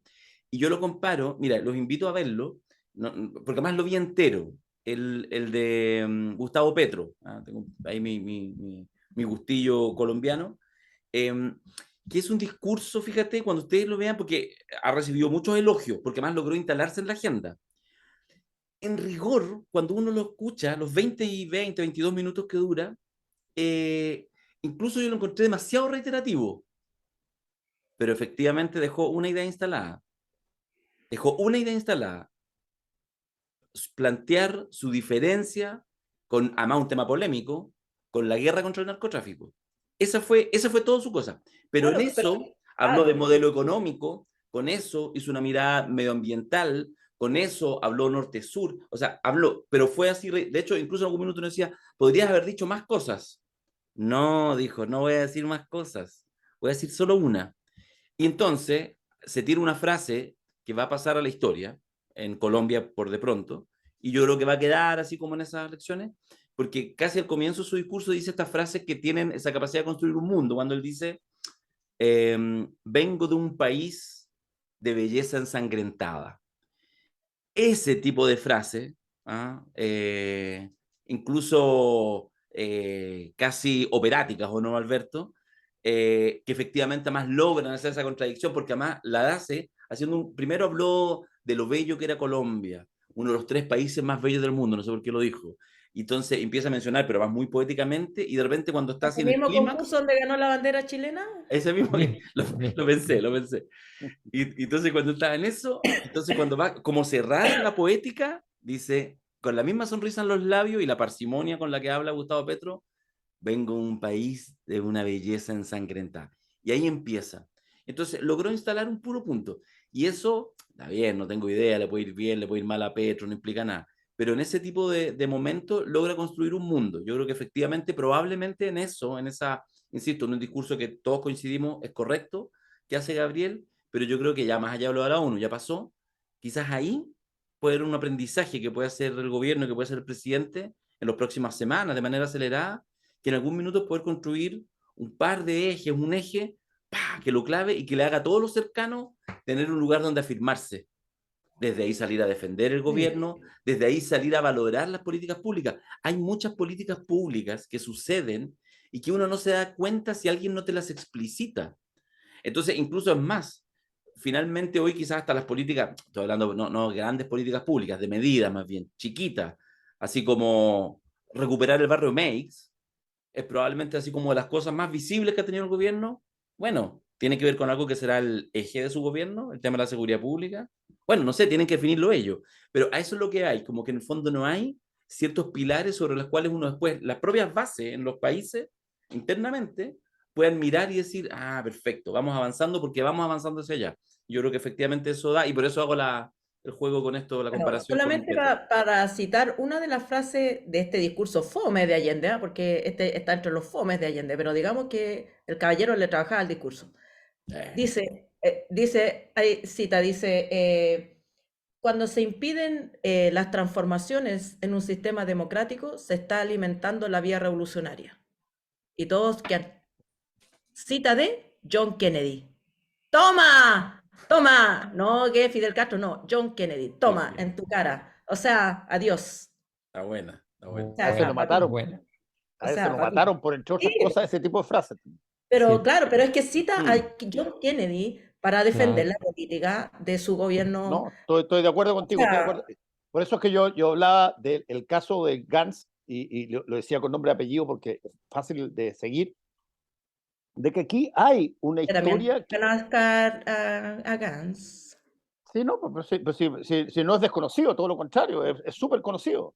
Si el punto es que él genera una vinculación entre las tres cosas que deben estar en este relato. Una es la historia mía, quién soy, de dónde venimos, de dónde llegamos, etc. La otra es la historia de nosotros, eso es el país, y más que yo, más que mi grupo, más que mi cosa. Y sobre todo en la tercera, que es la historia de la hora, de qué es lo que queremos que pase, qué es lo que queremos empujar, en qué apoyamos, qué no apoyamos. En eso estamos. Y nosotros tenemos mucha historia, hace rato ya en Chile, sobre quiénes somos nosotros y cómo nos relacionamos. Y tenemos poca historia sobre qué queremos hacer ahora. De repente aparece una noticia, aparece qué sé yo, hidrógeno verde, una nueva cosa. Pero ok, eso es básicamente una opción económica a futuro. Pero desde el punto de vista del país, las únicas veces que hemos podido generar, y mira, lo voy a decir, yo sé que suena fuerte y le pido excusa a las personas que están escuchando, pero la única vez que hemos podido generar un atisbo de, pegar un rebaraje a nuestra inercia histórica es cuando en una elección pierdes por paliza. Y tienes que empezar a preguntarte qué chucha pasó, pero si yo estaba convencido totalmente que esta era papaya. Y pierdes por paliza. O pierdes por ejemplo, también porque hay una, llamémoslo así, una concertación, entre comillas, una concertación de voluntades para que, por ejemplo, como el caso que refería la Alejandra, Allende fuera presidente de la República. ¿Por qué? Porque estoy seguro, y por cierto, estoy haciendo un contrafactual ridículo, pero que si que no hubiese estado el ejemplo anterior del gobierno de Jorge Alessandri, que salió también con los votos del Congreso, porque él era mayoría, en una de esas no le dan todos los votos a Allende para salir la segunda vez. Entonces hay ahí una cosa que falta todavía decir, oye, ok, armemos, hoy día todas las armadas de grupos o de ideas es para lo inmediatamente ahora 5 minutos más. Según el resultado de la encuesta. Exactamente. Y por lo tanto, tú dices, bueno, yo necesito, perdona, yo vivo más allá de 5 minutos. Necesito que me digas el ahora que parece que es un segundo, no. El ahora en los gobiernos son años. Puta, yo necesito, el ahora se vive como realización en 3 años más, pero parto hoy. ¿Qué hago? Y ahí estamos al debe, yo creo, en términos de lo que hay que informar. Sí, fíjate que yo creo que de alguna manera, a mí lo que he hecho más de menos en todo caso es que este día era un recurso político sobre la mesa, evidente. Si tú mirabas el calendario, hay cosas que están en el calendario cuando tú eres presidente y hay cosas que no están en el calendario que te aparecen, que siempre son un problema. Pero las cosas que están en el calendario son aquellas cosas que sí vas a hacer sí o sí, y donde efectivamente vas a asistir, vas a hacer un discurso y tienes una oportunidad para eso. Entonces era una oportunidad y tenías dos posibilidades, dado el escenario previo. O sea, la semana pasada, cuando tú vas a revisar tu discurso, puedes rehacerlo todavía y puedes decir, a ver, ¿qué hacemos? ¿Ganamos tiempo? O sea, mejoramos la semana o hacemos una cosa de más importancia. ¿Ya? Vamos a buscar relaciones internacionales, convencer a los empresarios. ¿Qué vamos a hacer? ¿Ya? Aquí vamos finalmente la próxima semana. Tomar una decisión. Yo creo que no daba para hacer muchas cosas y que daba para sostener la semana. ¿Ya? Para hacer un discurso bien hecho, bien modulado. Ojo, hay gente que es muy hábil comunicacionalmente y que cree que no debe entrenar por eso. Y eso es un error. Gabriel Boric declamó horriblemente el discurso, porque está en una posición de su habla en la cual está prácticamente como si estuviera gritando. Está con micrófono, no necesita, tú puedes hablar bajísimo y se va a escuchar muy bien, se te va a escuchar más profundo, de hecho. ¿Ya? Gastón Sublet, que es muy artista para hacer las clases, habla en el micrófono encima, pide micrófono en la clase y susurra en la clase, porque cuando levantas la voz, además eso se nota. ¿Ya? Se nota inmediatamente, hay un elemento performativo, o sea, tú si levantas la voz y quieres que se note el momento en que tú gritaste, se va a notar notablemente si tú estás hablando muy bajo con el micrófono bien calibrado para que se escuche bien. Entonces, él tiene que preparar ese tipo de situaciones porque efectivamente no está hablando en el tipo de escenario, asamblea, micrófono, ¿ya? Que probablemente suele en su historia y en la historia de la mayor parte de las personas de su sector, suele hablar, no está hablando al mismo público. Y yo creo que era importante entonces tomar la decisión. ¿Quiero mejorar la semana? Y si quiero mejorar la semana en Chile, es una historia. Y yo le hablo a Chile y ya está. Aprovecho eso. Yo no he visto lo de Petro, pero lo que dice Darío de Petro no es un habla internacional en realidad.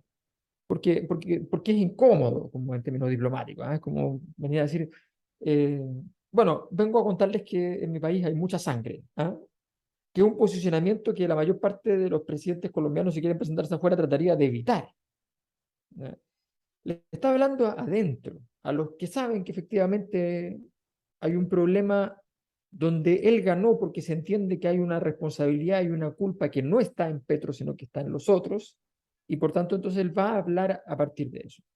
Tú puedes ir a hablar entonces a Chile, y tomar la decisión de por dónde vas a ir y ganar tiempo esa semana, ya sea porque quieres armar una polémica o porque quieres dulcificar el asunto dentro de Chile. Pero yo creo que no se tomó ninguna de las decisiones, no se tomó si la semana o lo estructural. Creo que en ese sentido, creo que el gobierno tiene que tener cuidado con no desperdiciar recursos. A ver, la cosa es súper simple. 2 días después de esto, ¿se va a hablar algo de lo que pasó en Naciones Unidas? O sea, no ganó la semana. Así de simple. Tenía una agenda garantizada y no ganó la semana. Fernando, yo sé que está en un tercer piso y yo estoy aquí en un primer piso. Ninguno de nosotros está en un segundo piso, al igual que Lucía Dammert. Qué entrada ahí. Espectacular. Qué espectacular.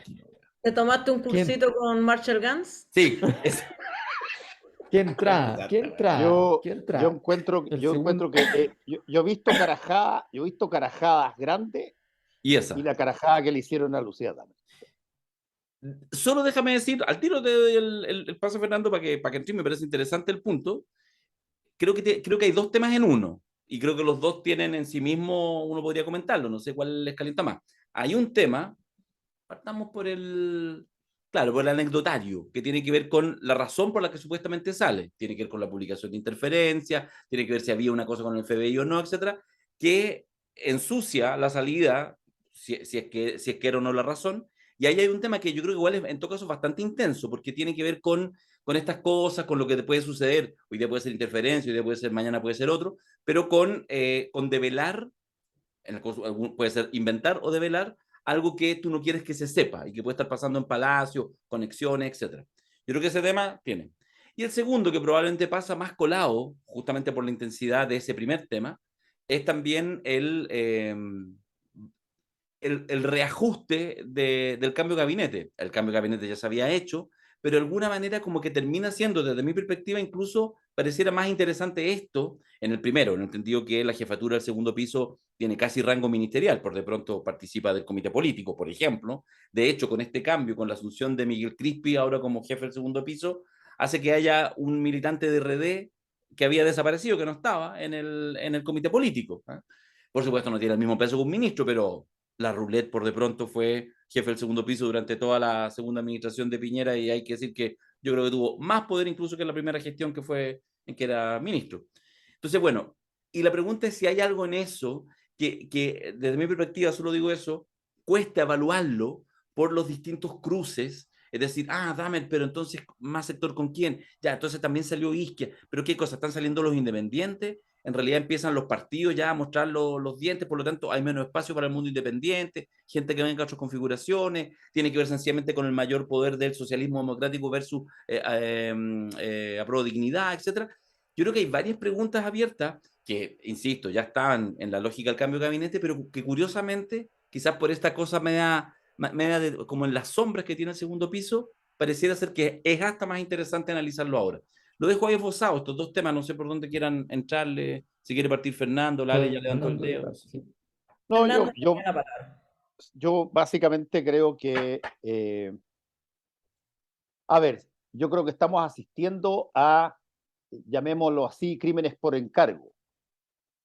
Y que de alguna manera esto no me extrañaría que continuara, porque yo creo que hubo intención de sacar a Lucía Dahmer del segundo piso. Y la razón por la que hubo intención de sacar a Lucía Dahmer del segundo piso, bueno, es porque estando en el segundo piso tú tienes una opinión, y la opinión, cuando muchas veces no calza con lo que se hace, bueno, tú pasas a ser una persona molesta, indeseada. Se buscó la forma de tratar de contaminarla con algo que hasta ahora, por lo menos yo, las últimas cosas que vi, el FBI desmintiendo de que no tienen ningún tipo de cosa pendiente, y nunca la han tenido con Lucía Dahmer, pero es lo suficientemente potente como para decir, a ver, ¿cómo llega esta cuestión en un momento dado en que hay cambio de gabinete, baraje de cosas, un problema serio acá y allá, y aparece una publicación que el 70% de lo que dice es falso, y el objetivo es una persona con nombre y apellido? Cuando es demasiado dirigido, perdona, pero yo soy viejo ya a estas alturas para creer que son casualidades. Yo creo que Lucía Dahmer era una piedra en el zapato. Doña Alejandra, aquí, por favor. Yo quiero sobre todo hablar de, tomar este caso para hablar del periodismo. Y Lucía Dahmer, a mí me parece que era un objetivo de la inteligencia militar chilena desde los tiempos en que era asesora de Alewi por sus relaciones con Perú. Esto lo quiero decir que es más allá de lo que ella haya sido o haya ejercido realmente o no, pero así funciona nuestro picante sistema de inteligencia. Hay una señora con relaciones en Perú que asesora al subsecretario Alegui en ese momento sobre temas de defensa. Y los milicos, y los armadas, y los pacos pensaban que ella era una espía peruana y se negaban a entregar la información al gobierno chileno o a entregar la información a través de ella, y se generó un problema más allá de sus capacidades. Ella salió de esa posición y luego retoma una función pública en un puesto todavía más alto como jefa del segundo piso. Y yo creo que ha habido desde aquel momento inicial una operación de inteligencia para sacarla del gobierno, porque hay sectores de nuestra comunidad de inteligencia, como se hacen llamar, convencidos de que ella es espía peruana o ahora la amarran con este tema supuesto del narcotráfico, pero de esa comunidad de inteligencia han surgido también la Operación Antorcha. Es una comunidad de inteligencia bastante picante, hay que decirlo. Es muy picante en sus formas de recopilar información. Desde el punto de vista periodístico, cuando viene alguien con rango de agente de X servicio, el que sea, y te pasa una carpeta, los periodistas tendemos a creer que porque te lo da un agente es puta, información filete. Y así se filtraron también los supuestos WhatsApp entre el dirigente de la CAM para organizar, que nunca fueron porque era imposible tecnológicamente, pero los periodistas, cuando viene un agente de la comunidad de inteligencia y te pasa una carpeta y te pasa los WhatsApp transcritos, quedan en general con los brazos caídos, se sienten incapaces de verificar esa información. Piensan en el Pulitzer. Claro, sienten que es una carpeta que te está pasando garganta profunda del FBI contra Nixon. Entonces van y normalmente la publican tal cual. Hacen muy poco trabajo de verificación de esa información. Los que hemos hecho periodismo aquí, Fernando y yo, sabemos que las carpetas casi siempre, una investigación periodística surge de algo que se te ocurrió a ti, las menos de las veces, de algo que alguien te contó mayoritariamente, y en otras veces viene el carpetazo. El carpetazo viene con todo. Te pasan todos los antecedentes, todo guau, guau, guau, y tú llegar y escribir. Si el carpetazo viene del junior de una fábrica, puta, lo vaya a verificar. Pero si el carpetazo viene de Mr. Agente de X, servicio de inteligencia, no le pasáis ni control de prueba. Entonces, ni corrector de prueba. Entonces, ese es un problema del periodismo que tiene que sacarse la venda de estas fuentes que, por muy agentes de inteligencia que sean, no suelen ser muchas veces mucho más picante que un periodista en sus capacidad de revelar, de buscar información. Y te arman relaciones de espionaje y de narcotráfico y de no sé qué, con una simple visita a una tía en unas vacaciones. Entonces, cortémosla con la cuestión, hagamos bien la pega. Yo soy una defensora de que no hay una fuente mala. No hay fuente mala. El buen puede tener las peores intenciones del mundo. Y en general, la buena información viene de los malos. La gente buena no se entera nunca de nada. La gente mala se entera de las cosas. Y te pasa información. Bien ahí. Bien ahí el informante. Pero tu labor como periodista y como medio de comunicación es primero ver si tiene relevancia pública. Segundo, saber por qué te la está pasando, qué es lo que quiere, por qué te la está pasando, es una pregunta básica y clave. Y tercero, si tiene relevancia pública, más allá de las intenciones de que haya tenido la fuente, tú tienes que hacer la pega, verificar, reconfirmar e investigar por tu propia cuenta antes de divulgar. Y también tener la decisión de editorial de decir, ¿publico o no publico? El bien público que tiene esta información versus el daño que va a provocar, ¿amerita o no publicar? Uno no publica todo lo que sabe, no publica todo lo que te dicen, porque tiene que hacer estos pasos previos, decisiones antes de publicar. Yo no quiero juzgar lo que es interferencia porque no lo sé, yo no he hablado con el colega, no sé cuánto trabajo hicieron o no hicieron, pero si uno juzga por la cantidad de desmentidos y las cosas que han aparecido después, hubo por lo menos poco trabajo de consultar a la fuente involucrada, porque cuando uno va a publicar algo de alguien, por mucho que te parezca, por mucho que sea, no sé, el Mamo Contreras, tienes que hacer el esfuerzo de entrevistar al Mamo Contreras. Si el Mamo Contreras no te quiere dar la entrevista, bueno, ya. Pero no lo podéis sorprender a las 4 de la mañana con un WhatsApp. Oye, te quiero entrevistar. El Mamo Contreras se levanta a las 8 y ya está publicado. No, es que el Mamo no me contestó el WhatsApp. No, pues. O sea, eso es jugar sucio.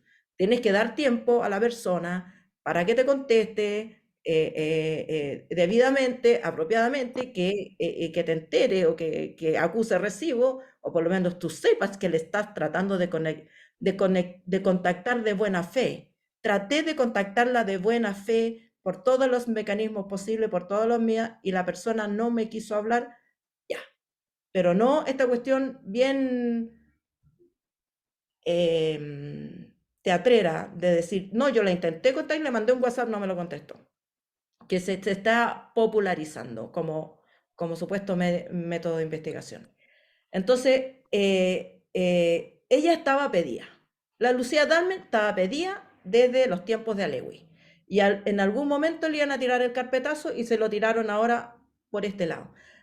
Eso desde el punto de vista como periodístico. Ahora, desde el punto de vista de la prudencia política, a mí, como observadora de la política y de las leyes de la política, a mí me pareció una imprudencia de Alewi poner a una persona con vínculos con Perú en tema de defensa nacional. Con todo el respeto por los méritos que tenga Lucía Dalmen, es exponerla. A menos que yo tenga un blindaje, la pueda blindar así y no haya ninguna otra persona en el mundo mundial que pueda cumplir esa función, bueno, me la juego. Pero si hay otras personas que no tienen esta alarma, digamos, caramelo para los servicios militares que están siempre desconfiando del poder civil para estar ahí obcecados, no, ella es espía, ella es espía, ella es espía, ella es espía. Y después van y me la ponen ahora en el segundo piso, no, entonces narcotráfico. No hubo ninguna protección hacia ella. La pusieron donde sabían que se iba a quemar. O si no lo sabían, debieron saberlo. Debieron haber previsto, como que podría ser que pasara algo. Entonces, ¿qué hago yo para protegerla? ¿Qué hago yo para protegerla de eso? ¿Hay alguna otra función que pueda cumplir donde no esté expuesta a estas operaciones? Porque las operaciones políticas existen, existirán hasta los últimos días. Entonces, no es una respuesta política adecuada decir, oh, fue una víctima de operación política. Por supuesto que fue víctima de una operación política, pero ¿qué hiciste tú para evitar la operación política? Sí, mira, yo tengo la siguiente, o sea, me debato en realidad, porque el problema de este tipo de situaciones es que uno tiene que armar una opinión a partir de una información que es, por definición, insuficiente. Parcial. Me debato y además no soy una persona que esté muy conectada a ese mundo, y a esos medios, entonces me parece, yo soy una persona que, yo soy muy admirador del trabajo de Interferencia, me gusta el trabajo que ellos hacen en general. Eh, cuando, cuando apareció el tema de las direcciones del COVID, que era evidente que no habían publicado las direcciones del COVID, habían hecho una metodología para mostrar las concentraciones por barrio en el fondo y habían modificado las direcciones para que no se vieran, pero la gente está convencida de que se mostraron las direcciones del COVID. Entonces a mí me pareció que era un aporte, que efectivamente y era un logro conseguir esa información, en fin, y que esa información estaba dentro del ministerio y no se estaba trabajando con ella, independiente de que no se hubiese comunicado públicamente, que puede ser legítimo, no se estaba trabajando con ello y eso en términos de política de salud era importante. Cuando vino el tema del COVID de Gabriel Boric, resultó que era cierto, que había llamado a un médico, que el médico es de la Universidad de Chile, que él en el sistema había ingresado entonces los datos, el argumento era correcto, el presidente podría haber aclarado que efectivamente los síntomas que tenía eran unos síntomas que podría haber tenido por estar cansado simplemente y por tanto no, y las dos partes habrían quedado adecuadas, la publicación estaba correcta y el presidente tenía toda la razón de haber hecho lo que hizo. No pasaba nada, pero hubo unos desmentidos, ¿ya? En fin, ha sido, y se timbró a Interferencia como un medio que era poco menos que hostil con el gobierno. Y ahora viene esta publicación, yo desconozco, como te digo, la parte más interna de la misma, lo que yo sí sé es que efectivamente era evidente que estaba pedida para algún momento, ¿ya? O sea, eso es evidente, y efectivamente hay una irresponsabilidad de decir, voy a poner de estrella del equipo una persona que va a rebotar como estrella del equipo. O sea, no hay forma de que no rebote. Sí, a ver, y tiene algo de lógica, aunque no esté de acuerdo yo con eso. O sea, tiene algo de lógica cuando tú dices, bueno, pero a ver, eh, la gente común te dice así como, oye, pero si es peruana. O sea, y no es que está en el Ministerio de Salud, está en temas de seguridad, de inteligencia, o sea, eh, entonces hay que tener mucho cuidado a quién asesorado, tienes que analizar todo ese tipo de cosas. No la persona, si esta persona está involucrada, no, a qué personas de qué países ha asesorado, no como, ojo, todo eso se analiza. Una cosa es la consultoría, que puede ser un informe genérico, de datos generales del mundo, qué sé yo, donde tú entregas un informe con una opinión razonada respecto a una situación y punto, pero no hay otra cosa, una asesoría propiamente tal donde tu cliente te tiene que informar de cosas que son importantes, que son informaciones privadas, secretas eventualmente en el caso de los gobiernos, y que eventualmente esa información es relevante a posteriori.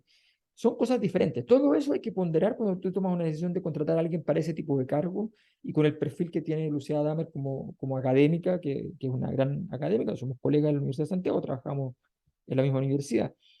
Entonces, efectivamente, hay un tema que no se resolvió bien. Y yo creo que ella también se expuso, tomó una decisión que la exponía en exceso. Esas decisiones son difíciles de tomar porque cuando te ofrecen un cargo de esa responsabilidad, el atractivo de la posibilidad, la oportunidad de hacer cosas que tú vienes pensando con tu vida académica, bueno, es enorme. Entonces, yo lo entiendo perfectamente, no digo que no debió en absoluto, digo simplemente que efectivamente había una probabilidad de que fuera problemática la escena.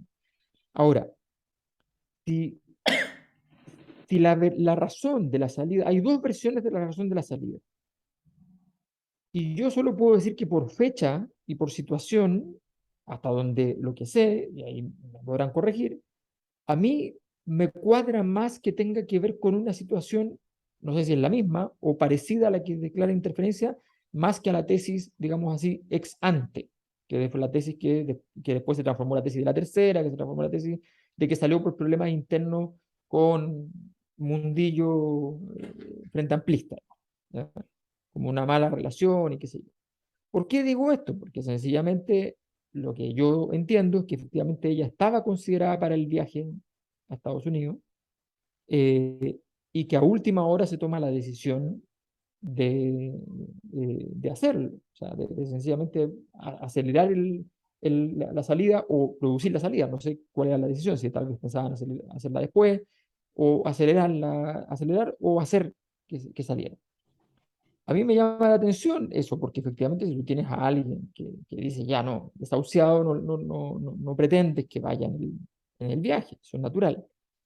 Puede ser que hayan pensado que efectivamente esta noticia pasa mucho con los periodistas, que uno de los problemas por los cuales hacen eso que tú dices, que yo lo he vivido personalmente, o sea, que te llaman 2 horas antes de la nota para publicarla inmediatamente después, ¿ya? Y dependes entonces de cómo reaccionaste. O sea, si reaccionaste bien, bueno, salvaste. Si reaccionaste mal, estás muerto, ¿ya? Efectivamente, eso es un deporte. Los medios escritos son para los entrevistados y las personas son de altísimo riesgo, porque tú no tienes cómo ponderar qué es lo que sale y cómo sale. Bueno, en ese tipo de situación, lo más probable es que esa semana haya sido semana, entre comillas, de validación con gente cercana al gobierno. Tú tienes que validar esta información. Supongo que se hizo. Y supongo que entonces empezó a saberse que estaba esta nota de por medio. Y se toma la decisión de que salga justo antes del 18, que es la mejor fecha para salir en caso de que tú quieras salir sin problema, ¿no? Entonces, hay muchas acciones que me parece que tienen sentido respecto a una salida compleja, complicada. Puede no ser así, puede ser no ser así, pueden haber explicaciones más razonables al respecto, perfectamente. Pero efectivamente, a mí la historia última del asunto, la asesoría a este ex ministro mexicano, qué sé yo, ni idea. Yo ahí no me pronuncio porque no tengo, obviamente, ni conocemos los antecedentes, no sé cuánto hizo interferencia. Y yo lo digo además con problemas en el cuerpo. Yo he tenido problemas con interferencia, o sea, personalmente, ¿ya? Con noticias que a mí me parece que están mal interpretadas, que tienen los hechos y están mal interpretadas, ¿ya? Que pasa mucho, que tú dices, oye, pero si ese hecho, pero dimensionalo, interprétalo, ¿ya? Mira, esto es así, así, así, así. Esa parte eh, es bien compleja, ¿ya? Y yo he tenido problemas en su momento. Entonces, no es que a mí me parezcan fantásticos, lo máximo, que nunca he tenido, no, para nada, no estoy en esa posición. Pero creo que en estas cosas uno tiene que ser súper claro. El gobierno, si pretende que efectivamente esto quede limpio, tiene que hacer el desmentido oficial, que no lo ha hecho. No lo ha hecho. No lo ha hecho. Sí. Ahora, sí, yo no quiero que mi intervención se interprete como una crítica a un método de interferencia. O sea, yo también, como tú, valoro muchas cosas que he hecho interferencia. Simplemente estoy hablando de este caso en Sí, particular, que más allá del, o sea, que tiene estas dos variantes, ¿no? Una es la variante de la metodología periodística, que es a lo que me referí primero, y otra es la variante de la prudencia política. Me parece absolutamente imprudente que ella haya asumido ese puesto porque estaba pedida. Lo sabía ella, lo sabe el entorno, lo sabe, digamos, cualquiera con cierta cercanía al mundo político lo sabe. Y tú o desactivas esa bomba, y digamos, una manera de desactivarla es salir al tiro diciendo, se ha dicho esto, pero es falso, por esto, esta persona tiene tales cualidades, no sé qué, es muy importante para mí, y la arropo y exacto. y la defiendo, pero no esta cuestión de que la expongo y después miro para la muralla, porque uno no sabe si la están sacando por temor a la nota o porque la información es verdadera Exacto. o porque ella, para no exponerse, pide salir. No sabemos nada. No hay suficientes elementos para interpretar. Pero sí me parece que hay una cierta práctica, no exclusivamente de interferencia en este caso en particular, sino que, como dices tú, en general de la prensa, de interpretar que el derecho a réplica de la persona involucrada en pos del periodismo de investigación que yo practico, defiendo y defenderé hasta el final de los días, en que uno supone que la persona involucrada, por supuesto, va a tratar de impedir que tú publiques lo que quieres publicar y por lo tanto hay una estrategia que uno tiene que adoptar en qué momento y en qué, no al principio, sino que normalmente al final de la investigación, cuando uno ya tiene toda la evidencia, llama y le consulta a esa persona, contrasta con esa persona, le hace un interrogatorio policial, por decirlo de algún modo, no es una entrevista, es usted estuvo, no estuvo, usted hizo, no hizo, en qué condiciones, bla, bla, bla. Uno contrasta la información que tiene con la información que te puede dar la persona involucrada, pero ahí me parece que en ese momento hay que actuar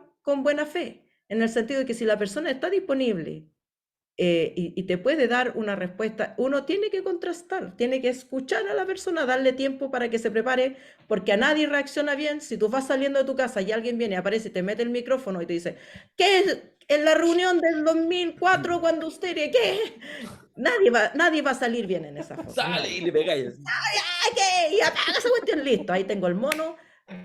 Claro, Es un es clásico. súper es súper bueno para uno como periodista, como medio puta, que hay como héroe, ay, ahora. Pero en términos de la búsqueda de la verdad es pésimo. Po. Es pésimo porque la verdad tiene que tener su tiempo, su momento. La persona tiene que saber exactamente de qué la estás acusando y tiene que tener tiempo para replicarte. Y si no te quiere replicar, tiene que tener tiempo para decirte, ¿sabe qué? Voy a usar mi derecho a guardar silencio porque en el fondo esta pega, en eso se parece mucho a un juicio penal. Entonces tú llamas al imputado, lo contrastas con la evidencia y lo declaras inocente o culpable. Y la persona puede hacer uso de la quinta enmienda o puede tratar de probar su inocencia. Así es. Oye, Entonces, pero hay maneras de hacerlo de buena fe y hay Sí, maneras de hacerlo a lo bandido. con pillería, a lo bandido. Claro. mira, yo no conozco periodista que haya tenido una trayectoria eh, decente, si tú quieres, en términos de calidad eh, en el largo plazo, que no que no haya tenido condoro o que no se haya equivocado alguna vez. Yo te podría tirar varias en esa situación. Pero, eh, por lo tanto, para mí, interferencia recibe las cosas y quizás en eso tú tienes razón, Alejandra, en que el problema más bien quizás tiene que ver con la maquinaria para poder verificar determinadas cosas, eh, para bypassear un poco lo dulce que aparece una información cuando es fuerte, potente y afecta a grandes personas. Pero yo tengo la sensación acá que no todo pasa por el medio, en este caso interferencia. Yo creo que a mí me encantaría, y, y de hecho creo que debería ser interesante ver cuál era la relación de ese segundo piso con todo lo que estaba pasando. Ese segundo piso yo creo que no era, llámalo así, masivamente respetado, llámalo para ponerlo fácil, por el gobierno y sobre todo por algunos socios de la coalición. Y tú tienes razón, Ale, porque en algún momento dado me topé con alguien que me contó que, ojo, con la panelista que tenía en la radio, Fernando, porque la están persiguiendo de bien de cerca, qué sé yo, esto te estoy hablando hace muchos años atrás. Si esto viene de hace mucho Bueno, tiempo, y yo lo sé desde hace mucho eh, tiempo, lo sabe, y, digamos, todo el mundo. pero yo creo que cuando tú eres una persona que estás en el segundo piso y por lo tanto eres una persona que tiene acceso directo al presidente de la República y a una serie de cosas, una de las cosas pero por decantación lógica, es que tú no eres una persona para particularmente agradar a todo. O sea, la gente en los segundos pisos del mundo no son agradables a un montón de personas en su propio gobierno porque son las personas que tienen acceso directo a la figura más importante y porque probablemente lo que se dice y lo que se hace no sigue los canales propios de cualquier otro tipo de comunicación política partidaria. Y por lo tanto, en un gobierno que ha empezado y que ha tenido traspiés, ya ha habido cambios que hacer, ya ha habido que hacer una serie de cosas, no tengo idea si es que el segundo piso fue, llámalo así, no demasiado, no percibido como demasiado adepto a muchas de las cosas que pasaron. Y se pueden dar en ese sentido estas dos variables juntas. Una intención que ha estado, y estoy de acuerdo con la Ale, ha estado latente siempre de tratar de hacer, porque papá y ella nació en Perú, es automáticamente espía peruano y que viene dando vueltas hace mucho tiempo. Y una variable nueva, que es, bueno, estamos hablando de una persona que tiene la capacidad eventual de influir en personas y ella no tiene el partido, no forma parte del contubernio, llegó de afuera. O sea, no es una situación muy, yo te diría, muy cómoda para alguien que acepte una pega de ese tipo. Y bueno, y terminó en una mezcla que no sé exactamente. Ahora, vi que han estado desmintiéndose un montón de cosas que se dijeron, pero el daño está hecho. Solo sobre no me voy a referir, creo que ha sido súper bueno más el debate, respecto a más el rol de la prensa y cómo lo juega. Quizás lo único que quería, suscribiendo lo que señalaba Alberto, es que ha faltado, yo creo, un desmentido de gobierno, porque en el fondo lo que han sido funcionarios de gobierno han desmentido. No, yo no hablé, la Paula Narváez, qué sé yo, la canciller, la subs, la no sé qué, y como que ha faltado ahí, que es un poco, y las acciones judiciales y penas del infierno que están prometidas, que debieran caer. No quiero Claro, sumarle, no quiero sumarle más ahora, juicios a Víctor, pero deberían caer, claro, porque si no, pero tampoco se puede sacar la conclusión fácil de que porque no hay desmentido, entonces la información es no, verdad. estoy de acuerdo, estoy Porque de a acuerdo. veces el desmentido no Pero, aparece porque nadie se quiere, de acuerdo. como dice Fernando, es una persona que no tiene partido. Entonces dejarla caer así solita tiene costo ¿No? cero. Fácil, costo Y, cero. Es y por eso fácil. antes del 18. Yo quería solo una arista respecto a la salida de Lucía Damer.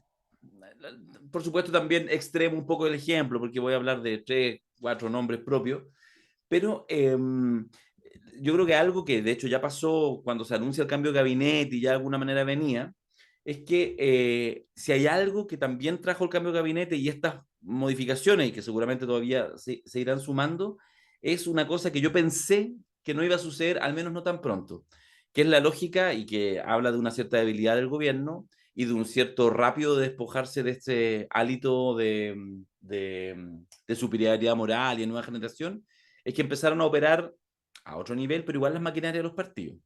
O sea, el llanto desconsolado de Revolución Democrática por quedar fuera del equipo político, como si eso tuviera alguna importancia. A mí me sorprendió mucho. Creo que no es casual, probablemente quizás Lucía Damer, si fuera militante de alguno de los partidos, tuviera, digamos, cobijo, quizás hubiera salido igual, no lo sabemos, no tenemos idea la interna. En una de esas, al Hubiera partido le salido, hubiesen dado pero una para arriba. compensación, pues, weón. Bueno, a eso es Hubiera lo que voy. salido para arriba. Normalmente ya que siempre sale para arriba. Claro, en Bueno. una de esas le hubiesen dado una compensación a ese Con partido ya que está de bajadas, moda, po. Bueno, claro. había dos ministros en el cambio de gabinete que tenían que salir, que era obvio que tenían que salir o cambiar, que era Isquia, era Giorgio, una sin partido, otro con partido. Bueno, salió una nomás, po. Para la casa salió una nomás. Entonces, bueno, justamente eso, Isquia, Lucía Dame, todo otro, algunos cambios, qué pasó en energía, por qué, en fin, todos esos movimientos yo creo que muestran, sumado a la explicitación de Revolución Democrática, ya lo comentamos en su minuto, incluyó hasta la alcaldesa de Viña del Mar, en fin, no sé qué, pero marca, yo creo, un pequeño cambio. Tampoco no es para rasgar vestiduras, no es terrible, pero volvimos en eso a la política como la conocíamos. Es decir, partidos defendiendo sus cuotas, sus espacios, porque entienden que la cosa está compleja y que por lo tanto hay que cuidarse. Eso no estaba al comienzo del gobierno, no estaba por varias razones, entre otras cosas porque el propio Frente Amplio, los partidos del Frente Amplio tienen identidades mucho más lábiles, están todavía más cerca como los movimientos, no es la DC, no es el Partido Socialista, así que son mucho más pesados, que tienen 50 años de militancia alguna gente y que sigue necesitando tener un cargo aquí o allá, etcétera. Pero pasaron 6 meses y eso empezó ya en este primer cambio a quedar bastante en el olvido. Lo hago notar porque probablemente vamos a tener que acostumbrarnos a una cosa que insisto que en estos años iniciáticos del Frente Amplio y de Apruebo Dignidad como conglomerado no estaban. Casi todos los movimientos que hubo tenían que ver con partidos que se sentaron y que los compensaron. El PC, con el cambio que hubo, digamos, con el afer Cataldo, Revolución Democrática, con no estamos en el gabinete político, magia, justo se la da, pero justo estaba disponible Crispi, listo, volvemos donde mismo. Digo que hay una dimensión que es penosa, que yo creo que hay que mirarla, no espantarse, quizás la política, como la conocemos, pero está ahí para que tampoco después no veamos la suerte entre gitanos, digo yo, ¿no? Ya, pero es que eso es parte del pragmatismo político necesario, pues si perdió la prueba. O sea, ¿qué esperabas? No, pero no se sigue una de otra, pues Matu. Pero claro que se sigue, Te po. perdí, Matu, Claro te que se perdí. sigue, porque entraron, tuviste que abrir tu gabinete al PPD, a quien le habías negado la sal y el agua, y la tienes de ministra del Interior, nada más y nada menos, digamos, el puesto más importante para el PPD. Por supuesto que ¿a quién le vas a dar el control político del gobierno? ¿Al 8M? No, po. El control político para los que ganaron. Y entre los que ganaron, dentro de los tuyos, lo más cercano es el apruebismo con reformismo. Todo lo demás, para afuera. Es la lógica, la consecuencia lógica de esta cuestión. Y a mí me parece como de política 1.0 que el gobierno trate de acercarse para allá. Y aún así es insuficiente para la sangre que se está pidiendo desde el frente. Para el frente aquí no ha pasado nada, no ha habido ningún cambio.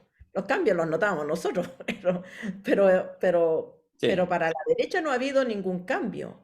Para la derecha, hay mucha gente de derecha que dice que este gobierno es comunista, y que son los comunistas y que aunque ganó el rechazo, vamos derecho al chavismo y la cuestión. Entonces, yo creo que el escenario político está muy enredado porque no hay una lectura, no hay rechazo como hubo en el apruebo, ¿cierto?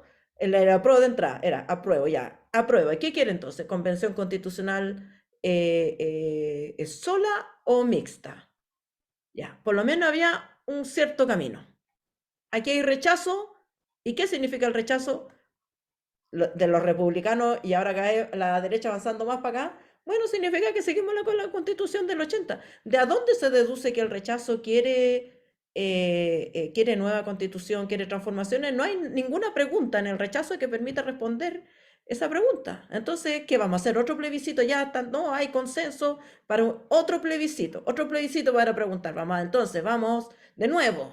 ¿Qué vamos a hacer? Vamos a crear una convención mixta, una convención... Estamos dando vuelta y entre medio, ¿quién tiene el control político? Los partidos. Los partidos son los grandes ganadores del proceso. O sea, a mí me parece obvio.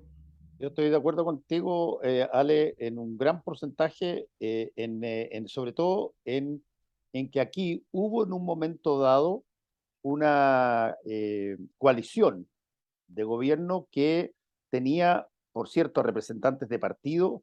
El presidente la amplió a personas que venían del mundo más de la centroizquierda, y había un grupo también de personas independientes que estaban en eso, o que no eran personas que militaban en los partidos políticos que formaban parte de la coalición.